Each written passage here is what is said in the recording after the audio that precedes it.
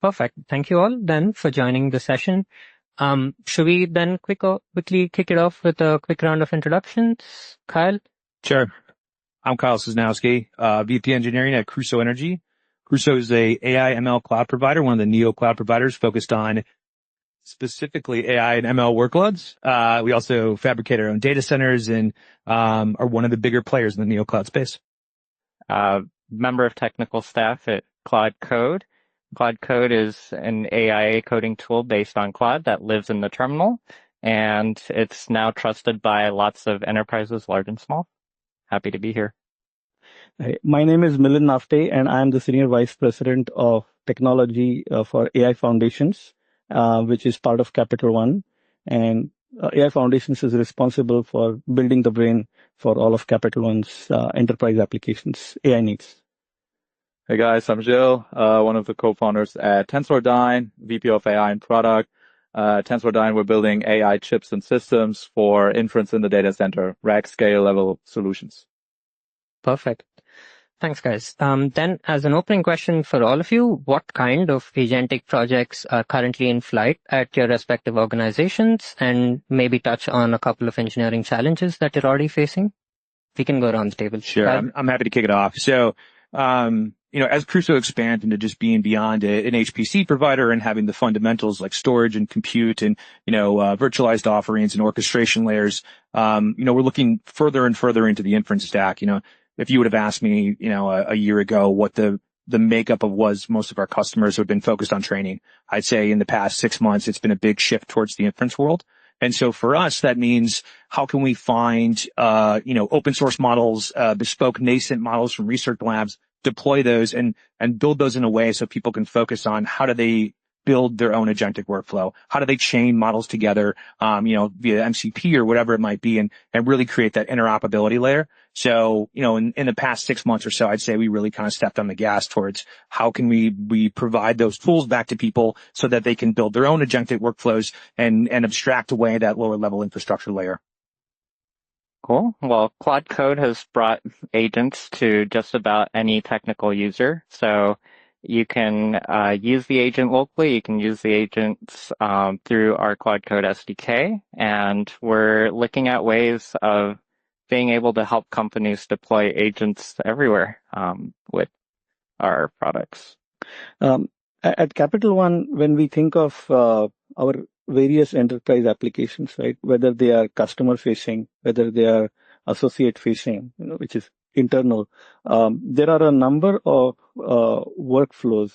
And when we look at these workflows, we are increasingly finding out that the multi-agentic approach to solve those use cases lends itself really, really well to a variety of workflows. So we can talk more later, but like when we started out this journey, we started from conversational AI, for customers that are interested in figuring out what cars they need to buy and who go to Capital One, or for, other use cases in, some of the lines of businesses at Capital One.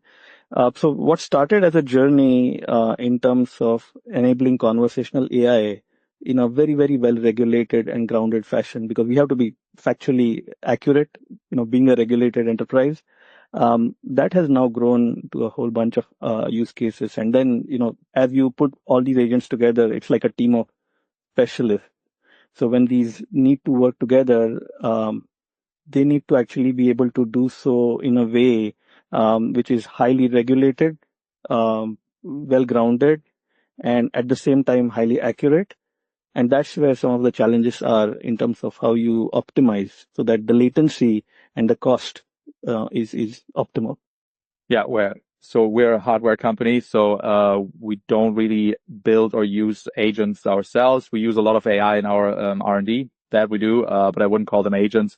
Of course, we're very closely following agents because we need to build the hardware to run them better and cheaper and faster than they're being run today. As for us, interesting topics are, how do workloads look differently in the agentic age versus just running your Llama 70B, more bursty, less batchy workloads, intra and inter model communication, how are KV cache, how's KV cache managed, what kind of batching strategies are helping in keeping utilization high, even for agentic workloads. Yeah. Perfect. And maybe as a follow-on to that, are agentic frameworks or use cases today restricted to more business support versus core business processes or functions? And to each of you, that could mean different things. So for Gilles, it could mean EDA. For maybe Kyle, it could mean getting into DCIM. Milind, you work in regulated industries. So what does it mean for all of you? And what does it take from an engineering point of view to actually move into core business functions? Yeah. So I think in short, it's trust, and observability. I think for us, and I honestly feel like the word agentic is thrown around a lot and kind of abused in terms of what truly is an agentic workflow and how do you define that. But, for us, self-healing infrastructure is probably one of the biggest things that we see as an edge, right? HPC equipment fails. It fails regularly for everybody. Maintaining that infrastructure is a pain. Having to restart a training, and going back to your own checkpoint and doing all that stuff manually it's a lot of work. And so, for us, we have a product we call auto clusters. And basically, when the infrastructure occurs, XID errors or you see a degradation in performance, right? The node is pulled out of circulation. We bring in a new node from your spare capacity. We provide you hooks to go back to the most recent checkpoint in your training run and the infrastructure heals itself. And that's about as close to a quote unquote agentic flow that I can think of, it's something that we've built ourselves that responds to the failures in hardware and it does some inference along the way. But, I think in short, it's trust. And before I set it loose on just moving capacity around for our customers. Cool. Well, our agent loop is lighter weight. It's battle tested. So what we do is we handle a lot of the errors out of the box and try to stay as unopinionated as possible with our infrastructure. So, as an audience, you have a lot of different directions you can go, right? You can purchase your own hardware. You can deploy on something lighter weight, or you can find, companies that have much heavier agent loops that they've already built. So there's so many options. So Vamsi, in our case, if you think of, broadly two class of use cases, right? One is for associates. When you are powering those kind of use cases, that there is a human in the loop. There is that last line of defense, right?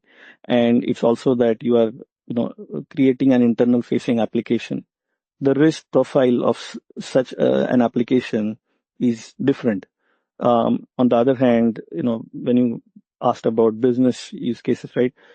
Chat concierge, which is what our auto loan business launched earlier this year.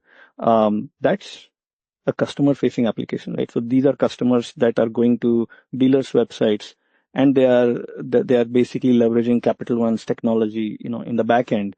So there the risk profile is very different.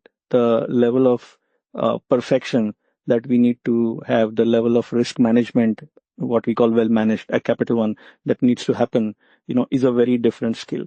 And so in our case, when we think of Agentic, when we started working on Agentic almost like 2 years ago, it was more of how do we partition the problem into a set of experts. So there, for example, right, when you're thinking of a conversational workflow, at the heart of any conversational workflow is a very simple task that we are trying to accomplish, right? You're trying to understand what the user need is based on what they are telling you. And then you're trying to figure out based on, a set of things that you can do for them, a set of things you can fulfill on their behalf. How do you do that? The task of mapping what the user is saying to what you can do is really the crux, right? It's just at the simplest form. You could think of, like, to your point, right? Agentic gets thrown around a lot these days. You could think of all of this happening with just one LLM agent, right? The agency is, of course, in tool calling, API calling, so on and so forth. What we found out, though, was if we actually thought of, an understanding agent, the entire job is to just understand what the user is saying, grounded in our policies, our knowledge base, right? And then disambiguate, right, by asking follow-on questions so that the intent of the need of the user is very clear. And then a planning agent. that is entirely grounded in what are the APIs, what are the tool sets that are at the disposal of this system. But then again, because of Capital One, you asked about business, the threshold for business applications, right?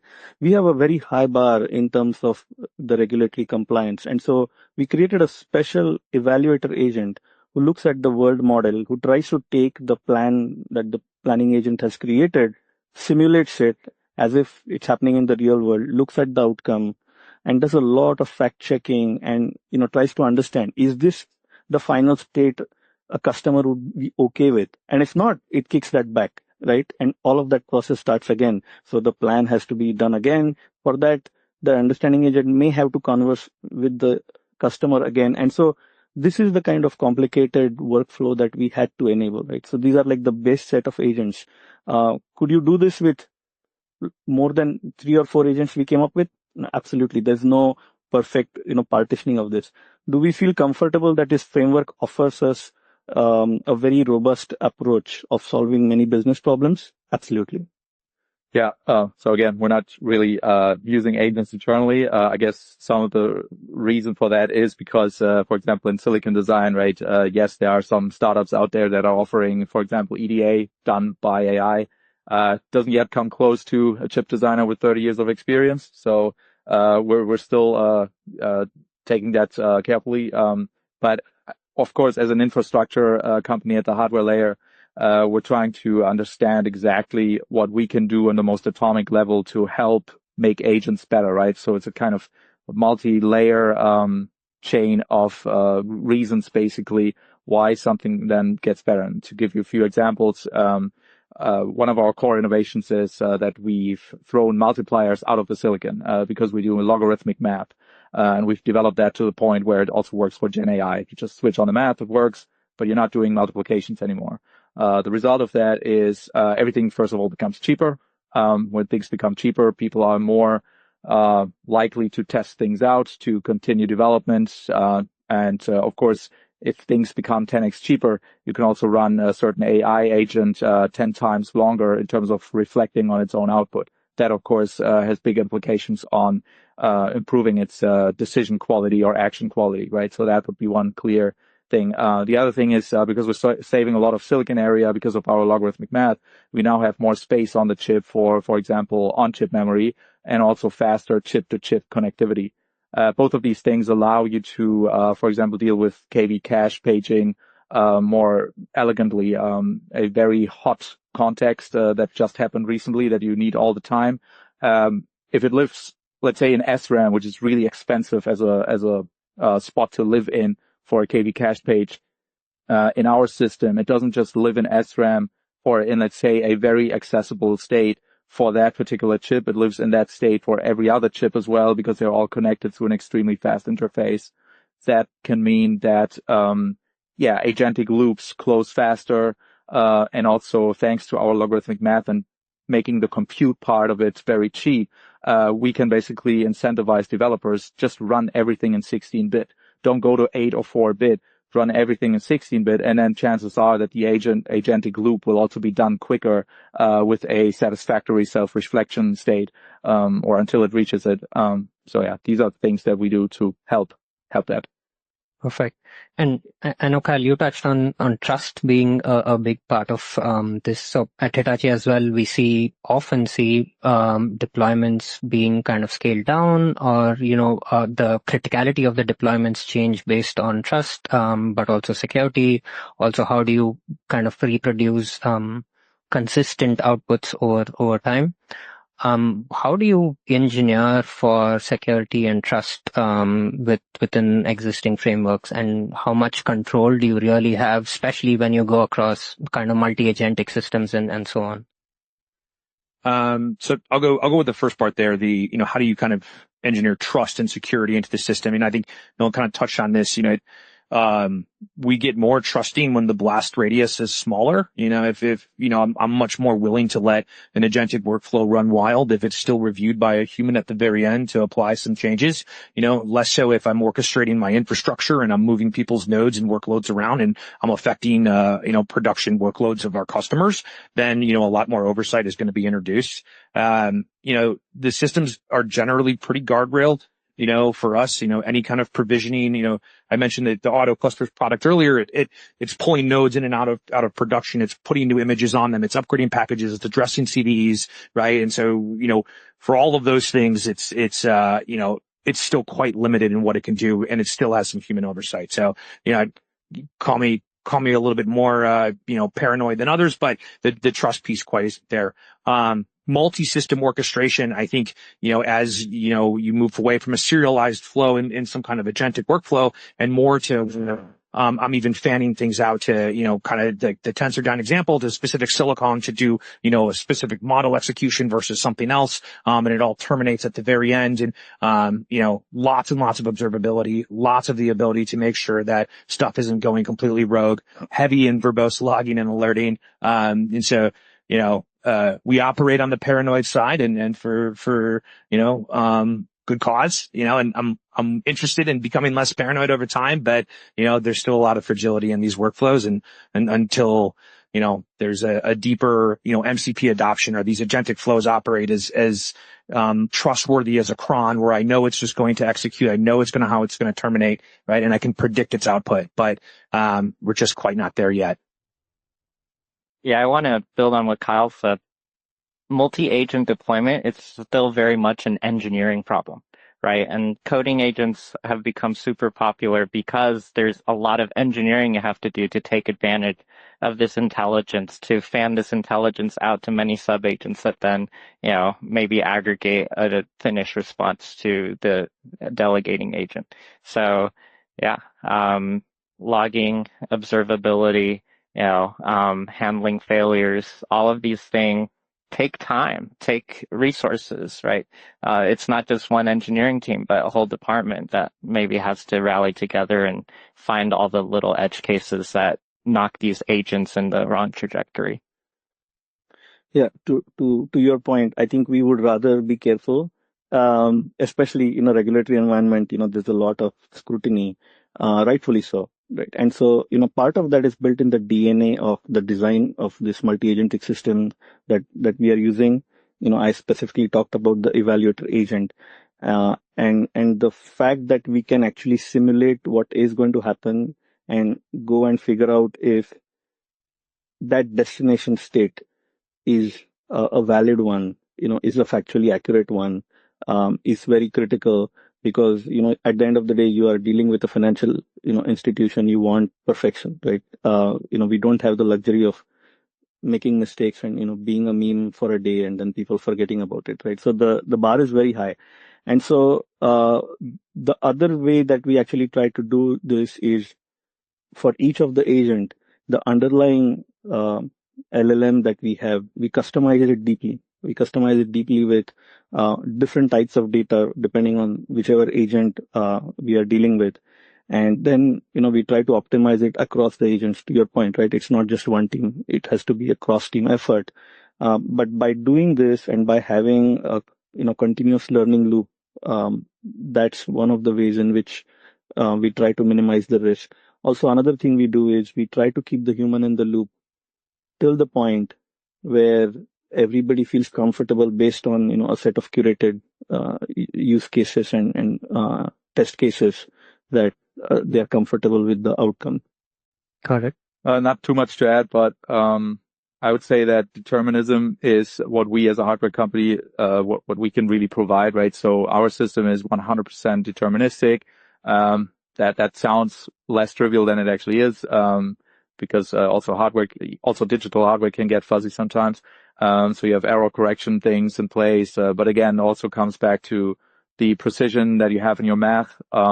If you can, obviously reproducibility. So keeping all the context around so you can really reconstruct every agentic decision. That's important. But yeah, keeping math at a very high precision, that's also important because for example, when you deploy a system, right, and you want to quantize everything, are you going to have the time to run a huge evaluation data set in that math before you actually deploy it after quantizing it? Chances are quite often you might not be able to do that. You're just trusting that lower precision math to still do a good job because you've heard enough times and you've done a few tests that it actually works. And then you're just deploying it, and then you're supposed to now trust that agent's decisions running in 4-bit or so. Again, if you could still run it in 16-bit, chances are that trust is higher, because, making or evaluating an agentic huge system is actually not that trivial always. Yeah. Absolutely. And Gilles, maybe to just stress on that a little more. So obviously models are being more memory bound than compute bound going forward.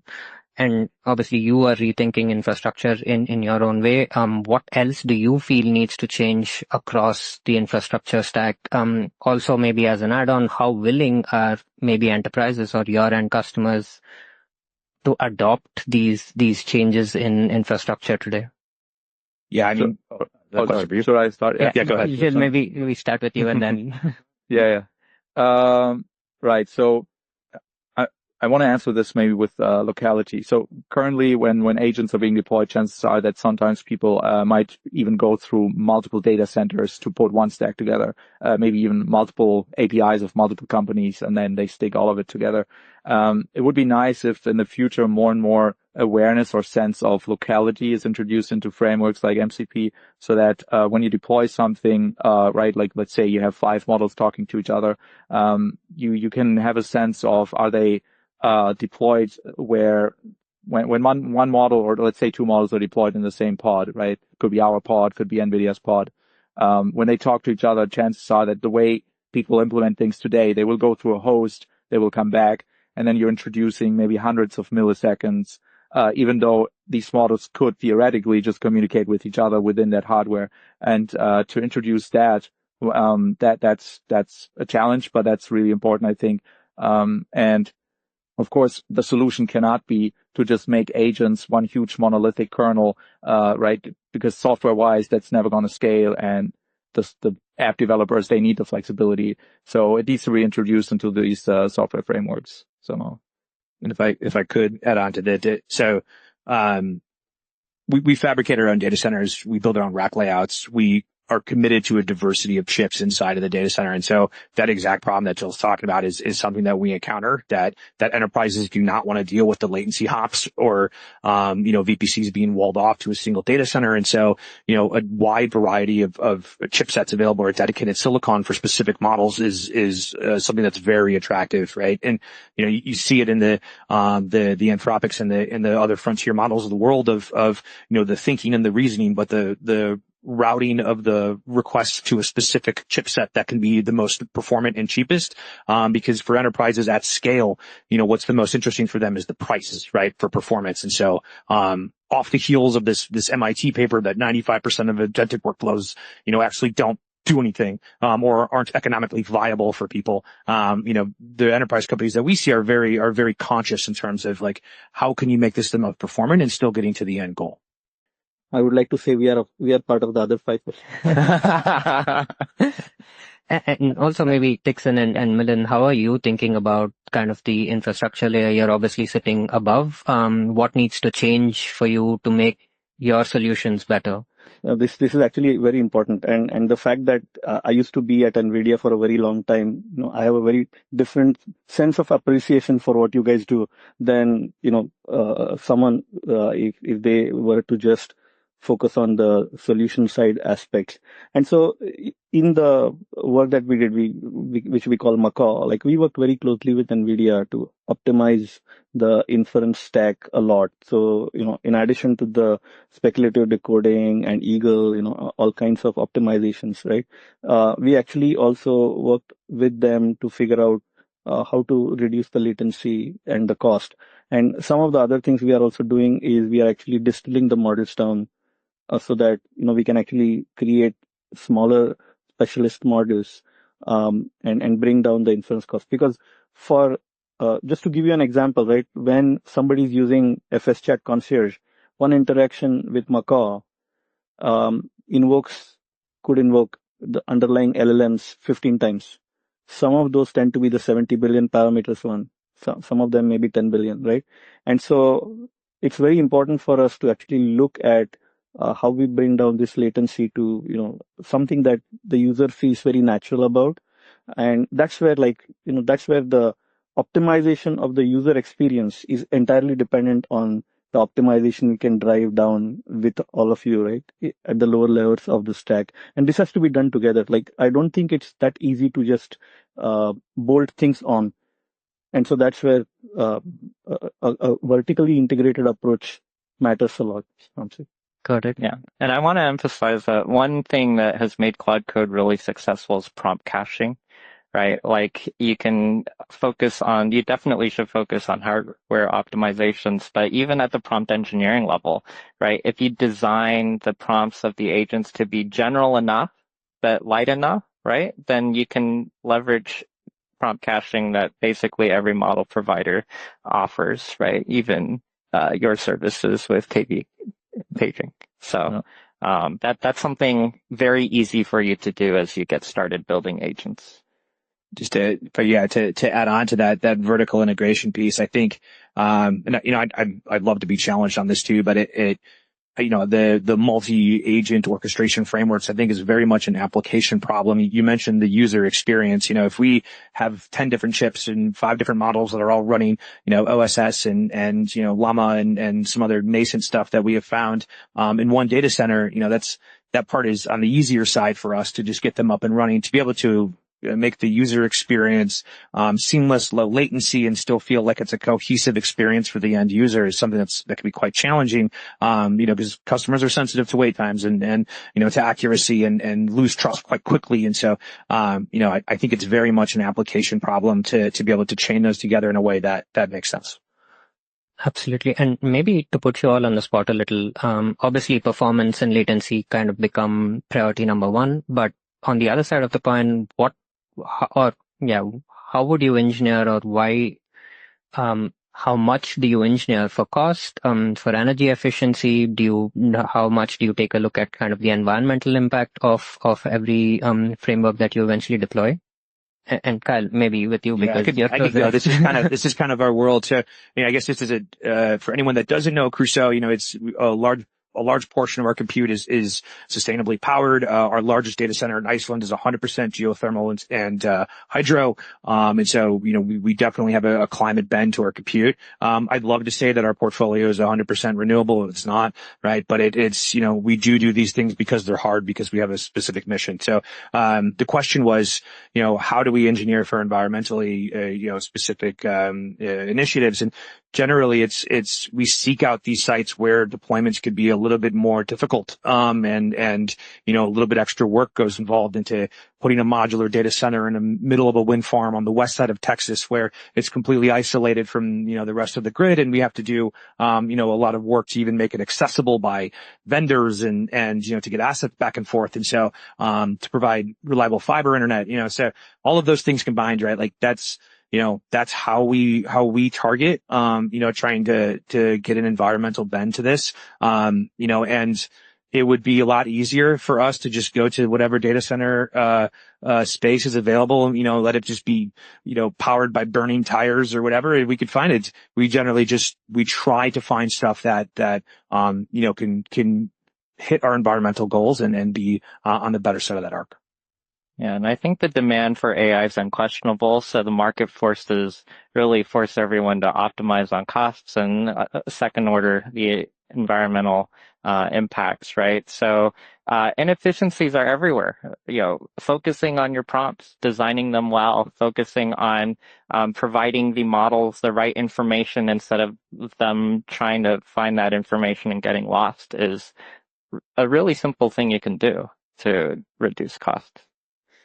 The one thing that, market forces were already spoken of, right? We work closely with, our cloud provider. We work closely with, NVIDIA, and we do believe that the most efficient way to solve a problem is, if you focus on the most efficient way of solving the problem technically, all these other efficiencies will follow, right?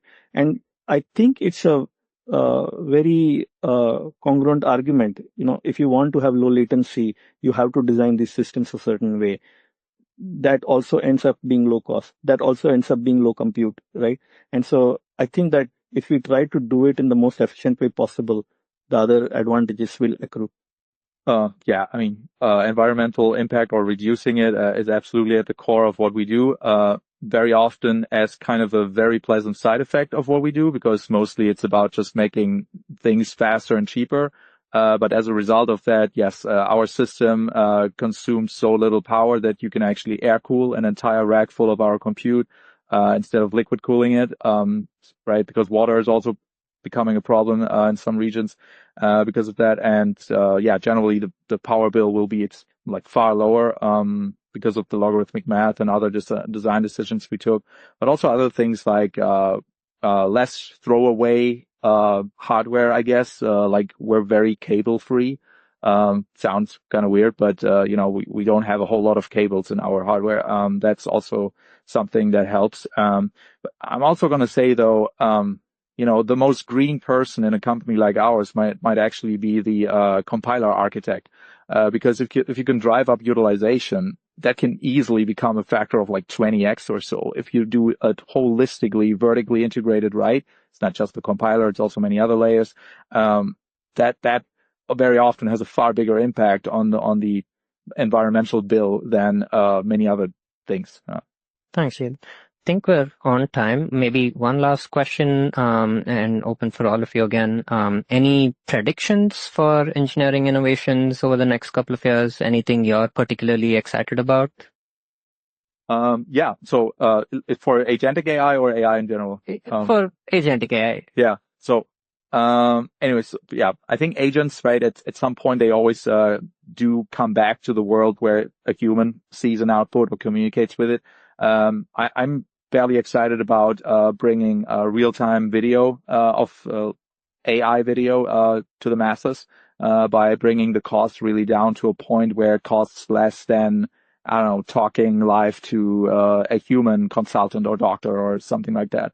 That can be pretty powerful. But also, I mean, very often we see latency budget as a quality budget. It's more or less the same. So if you can bring down the latency of Model X, maybe you stay at the same latency, but you're suddenly using a much more powerful model, and running, I don't know, like a Qwen 235B, with reasoning instead of a Llama 7B or 8B. That can also mean huge, differences in just the quality of everything, right? And then, this is to the future, maybe then, outputs become so good, agentic loops close faster, the actions they derive are better, and then adoption increases over time. And then, of course, cost is the other thing. Yeah. Helen? It feels like the era of agentic AI is, very promising. I am very bullish about where this will lead us. I have heard the term enterprise general intelligence, EGI. I think agentic AI is the way to EGI.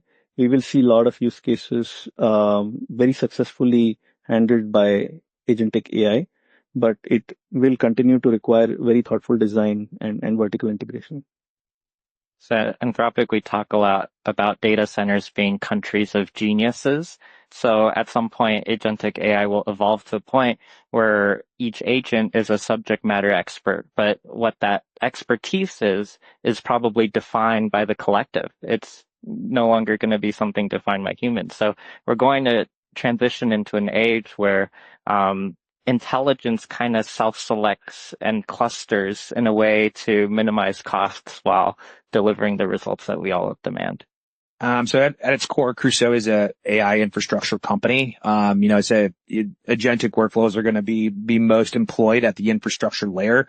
Our hypothesis, or at least what we're building towards, is that more and more people want to obscure away the infrastructure. They don't care if it's Slurm, if it's Kubernetes, what it's doing, what hardware it's running on. They just want it to perform to the nameplate that they were sold, and it to just do the thing that it's set out to do so they can focus on their product. And so, for us, it's products that completely obscure that stuff away. You don't need to know what storage layer you're using. You just need to know that it works, right? So I think that where we really see Agentic have maturity is a wide variety of chipsets, a wide variety of scheduler layer, software layers that are, putting things where they need to, and you can just focus on building your product, and you don't have to get involved in the lower level infrastructure. And so that's at least our prediction in what we're building towards, and it's seeming quite promising.